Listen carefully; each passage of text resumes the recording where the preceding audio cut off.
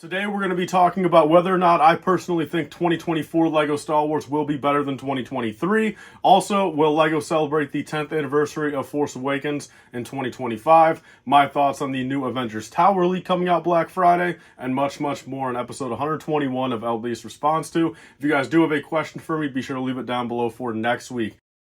So let's start off right here. We have Boy from Belgium. My question, what are your thoughts on a Starkiller base in 2025 for Episode 7's 10th anniversary? Do you see it happening? So this was something that I actually made a video on a couple months back. Once I started to kind of realize that, 2025, a lot of us, the kind of the prequel fans, or I think just in general, more people are kind of thinking that it's actually the 20th anniversary of Revenge of the Sith, of course, So there is that anniversary if LEGO does want to finally kind of bring back, kind of like how they did, how they used to do, kind of entire movie waves, back in, 2013, episode 2, 2014, episode 3 stuff. And a lot of us are kind of thinking, although they did not do that with, the 20th anniversary of episode 1 and 2 necessarily in the 2020s, will they do it for episode 3? And that's what we're all kind of hoping for. But we also have to keep in mind there's a 2025, 10th anniversary of Force Awakens. So look, in my opinion, to answer your direct question for a Starkiller base, I think, heck no, I think that would be a terrible decision on LEGO's end. I think back in, 2015, as much as, Starkiller base did get blown up in 2015 in the first movie, I think if they would have done something in, play scale form, or maybe even, give us like the 2016 Death Star, but give it, make it a Starkiller base instead. I think people are actually kind of talking about it back then. And I think by now, Starkiller base is just, fundamentally forgotten about and just would probably not sell at any price point. Even if they were to make like the globe size or, a big, $500 version, I think the only way we could possibly see a Starkiller base like ever in LEGO form would be like how they did the Death Star 2 promo this year for May 4th. I think that's pretty much the only way. And then to kind of back up your question, I do think there's kind of one specific set though, where again, if they want to kind of, say they celebrated it, check that box off, kind of just, cover all different eras. I think a $25 raise speeder, maybe make it some, fancy box art, 10th anniversary, whatever. Give us a new Rey figure, maybe put some arm printing on her, who knows? And, BB-8, maybe even like Unkar Plutt or something like that. Just to kind of, again, I think that's the most like recognizable small little thing from Force Awakens where it's not going to be taking up, a bigger set slot. But, again, you can kind of say you did it type thing. But other than that, leave your thoughts down below. Again, do you guys think LEGO is going to be focusing on celebrating the Force Awakens anniversary or not? Next up, we have Brickman USA. Are you excited for the Avengers Tower? Will you be picking it up? Great content. Keep it up, bro. Thank you, man, so much for the support. And yeah, if you guys have not seen it yet, it actually got leaked over a week ago, almost 2 weeks ago now. And, quite frankly, it has not been officially revealed yet. Like these are leaks that you can cover, but, this is coming out Black Friday, so just about a month from now. And although there's not official images yet, there are pretty much, HD and high quality enough images of everything involving the set where there's nothing really much more that's like secret about it. And if you guys would see, so my initial comment when I first saw this was, day one buy. And that's what I was thinking it would be for me all year. But the more I kind of, sat back and kind of thought about it, and let me know down below if you guys feel the same way about this, is I think this is a prime example of something that is like a decade too late. Because throughout, pretty much all of the 2010s, especially back in like 2012 through like 2016, 2017, the amount of just like custom Avengers towers that people did on YouTube and at conventions and on Instagram was absurd. I mean, there was a Avengers Tower custom build in everybody's Lego city. Even the Marvel people that, weren't making cities, they were making custom Avengers towers. And in my humble opinion, look, I think that's a prime case of the customs. Most of the customs will just always inherently look better than the official, model build, since, they're not restricted. And it's definitely kind of moved my likeness away from the set a little bit the more I thought about it. I think for $550 there's really nothing to the build that really stands out to me. The only thing that I'm truly excited about is the Shatari Leviathan build, and that's interesting. Our first time ever getting that. Because I do collect Shatari minifigures. I've got a pretty big army of them that I have acquired over the past couple of years. But I'm not picking up day one anymore. Quite frankly, I don't know if I ever will. I just think a couple reasons. I think the small Quinjet ain't really doing it. I think the scale of the tower and basically just the fact of comparing an official set versus all the customs I've seen over the past decade, the official set just ain't doing it for me. So I know a lot of people like it. I think, again, it'll be a fan favorite for Marvel fans. And, I'm a Marvel fan myself, but this one just ain't doing it for me. But just leave your thoughts down below, guys. What do you guys think? Are you guys kind of in the same boat?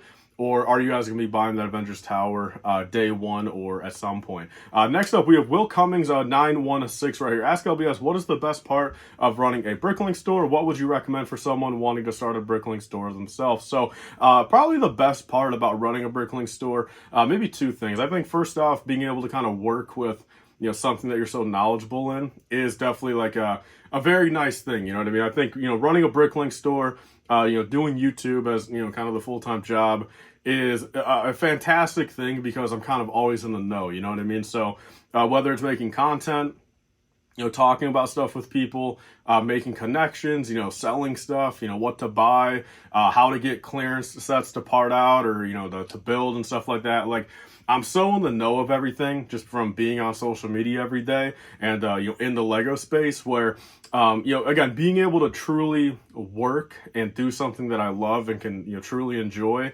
that's one of the sides of it. And then also another part of it is kind of a little bit more just kind of a fun part is, just from being a Bricklink seller, the amount of just like different parts and minifigures, new and old that if I wasn't a Bricklink seller, I would have never seen some of these parts in person, would have never seen some of these minifigures, would have never, seen some of these classic 1970s and 80s, castle and space, minifigures and stuff like that. There's a lot of interesting stuff, especially when buying bulk lots that, quite frankly, again, if I wasn't a seller, I wouldn't be buying it. I don't need, 70s and 80s, Lego. It's cool to look at, really cool to, I keep a little bit of it, but, to be able to kind of see it, experience it, but then just sell it and, sure, make some money on it, but at the end of the day, have those go to a home that actually wants those things. It kind of all goes full circle there, and it's definitely a fun thing. What do I recommend? Honestly, for anyone that wants to start a Bricklink store or any business, whether it's like Whatnot, eBay,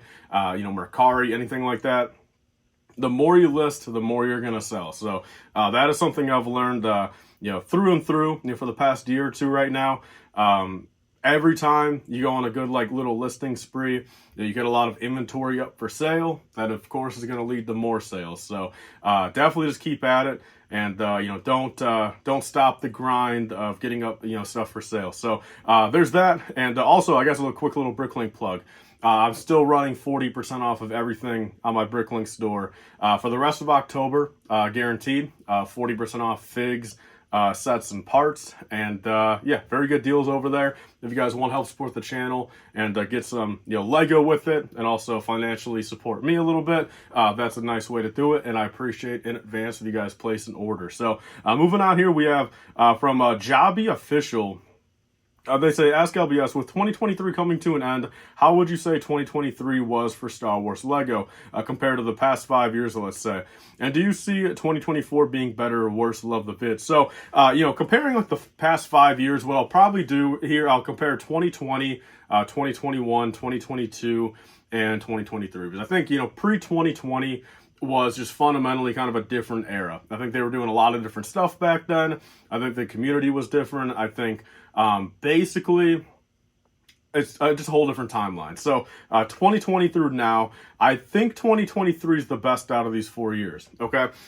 And what I'll say about 2023, and of course I'm going to have a full ranking video of all the sets coming out, probably end of November this year, like I did last year, kind of go over my true thoughts and how I rank stuff. But I think 2023, fantastic selection. I think we had a great variety from Ahsoka, Mando 3, Clone Wars, we have Return of the Jedi, we had some, nice dioramas, nice helmets. I really do think the variety in 2023 is unrivaled compared to the other 2020 years, so that is 100% that. The one thing I can say though is compared to the other years, besides the helmet hole thing starting last year in 2022, I think 2023 has definitely brought a lot more controversy, to the theme, for better or for worse. I mean, most of the time worse, but I really do think 2023 as a year is the best out of the last 4 years.